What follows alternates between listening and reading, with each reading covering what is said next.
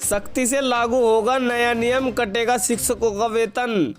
प्रदेश के 7 जिलों के परिषदीय स्कूलों में शिक्षकों व छात्रों की ऑनलाइन हाजिरी की व्यवस्था तीसरे दिन भी ध्वस्त रही।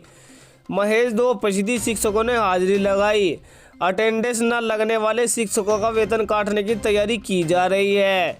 स्कूल शिक्षक महानिदेशक ने लखनऊ, सीतापुर, हरदोई, लखीमपुर खीरी, रायबरेली, उन्नाव व श्रावस्ती के बीएसए को इस व्यवस्था को किसी भी हाल में लागू कराने का निर्देश दिए गए हैं। पराली जलाई तो किसान नहीं बेच पाएगा गन्ना। यूपी में पराली और कूड़ा जलाने वाले किसानों को गन्ना बिक्री के लिए पर्ची नहीं मिलेगी। मुख्य सचिव दुर्गा शंकर मिश्रा ने गन्ने की पत्तियां जलाने पर कड़ाई से रोक के लिए अफसरों को निर्देश दिए हैं। जिन क्षेत्रों में घटना हो वह संबंधित कर्मियों पर कार्रवाई की जाए।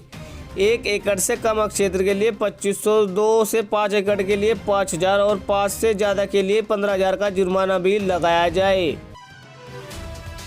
हलाल सर्टिफिकेट के नाम पर पैसा कमा रही है संस्थाएं।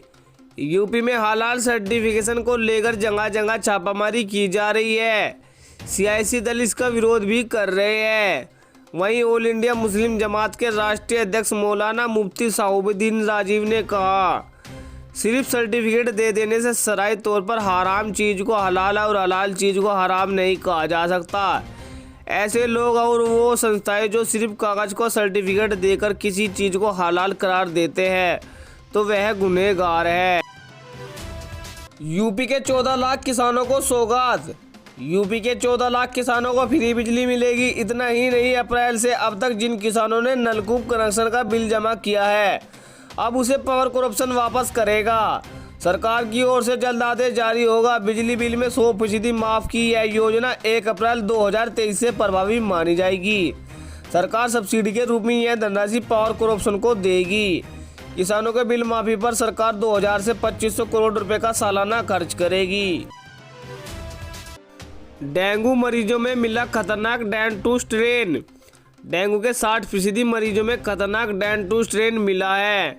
40% में डैन 1 और डैन 2 पाया गया है। डैन 4 किसी भी मरीज में नहीं पाया गया। इसका खुलासा पीजीआई माइक्रोबायोलॉजी विभाग के सीरो सर्वे में हुआ है। जांच के लिए आईसीयू में भर्ती 90 मरीजों का सैंपल लिया गया था। माइक्रोबायोलॉजी विभाग के डॉक्टर अतुल गर्ग का कहना है, डैन 2 स्ट्रेन में मरीज के प्लेटलेट्स तेजी से घटते हैं, नाक और त्वचा से खून आने लगता है। जबकि यह और 5 जिंदगियां मौत की नींद सो गई। कानपुर देहात के गजनेर इलाके में चालक और झपकी आने से एक तेज रफ्तार कार सड़क के किनारे पेड़ से टकरा गई। हादसे में 5 लोगों को मौत हो गई जबकि 5 अन्य घायल हो गए। मरने वाले 4 एक ही परिवार के हैं। घायलों को जिला अस्पताल में भर्ती कराया गया है। गजनेर के बैथाना गांव के जय सिंह की 28 नवंबर को शादी होनी थी। वह अपनी बहन की फैमिली को लेकर औरैया से लौट रहा था। हादसे पर सीएम योगी ने दुख जाहिर किया है। स्कूलों के बाद फर्जी कोचिंग पर एक्शन की तैयारी। सरकार स्कूलों के बाद अब फर्जी कोचिंग संस्थानों पर नकलें कसने की तैयारी में है। इसके लिए 75 जिलों के डीआईओ से उनके क्षेत्र में चल रहे सभी छोटे बड़े कोचिंग संस्थानों की रिपोर्ट मांगी है। शासन के निर्देश पर माध्यमिक शिक्षा विभाग ने प्रोफार्मा भेजकर सभी डीआईओएस को 1 हफ्ते में सभी सूचना भेजने के निर्देश दिए हैं। कासगंज एक्सप्रेस की बोगी में लगी आग, मचा हड़कंप। कानपुर में बिल्हौर स्टेशन के पास कासगंज एक्सप्रेस 15039 की बोगी में अचानक आग लग गई। आग लगते ही यात्रियों में हड़कंप मच गया। लोगों ने कूदकर अपनी जान बचाई। फायर सेफ्टी सिलेंडर से आग पर काबू पाया गया। बोगी से सभी यात्री सुरक्षित निकल गए हैं। सूचना मिलते ही मौके पर एम्बुलेंस सहित रेलवे अधिकारी और पुलिस पहुंची है।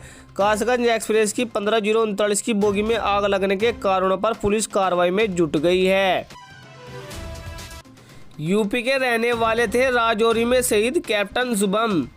आगरा के लाल कैप्टन शुभम गुप्ता राजौरी में आतंकवादियों के साथ हुए इनकाउंटर में बुधवार को शहीद हो गए।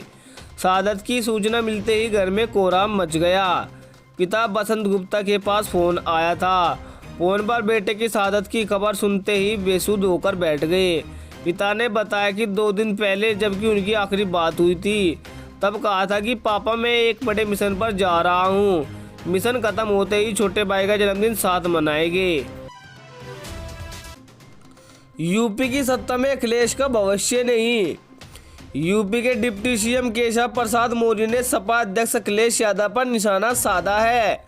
उन्होंने कहा है अखिलेश यादव की उनकी पार्टी का यूपी की सत्ता में आने का कोई भविष्य नहीं है। उन्हें पहले विपक्ष की भूमिका निभानी सीखनी चाहिए, फिर यूपी की सत्ता के बारे में सोचे। मुझे कई ज्योतिषियों ने यह बात कही है।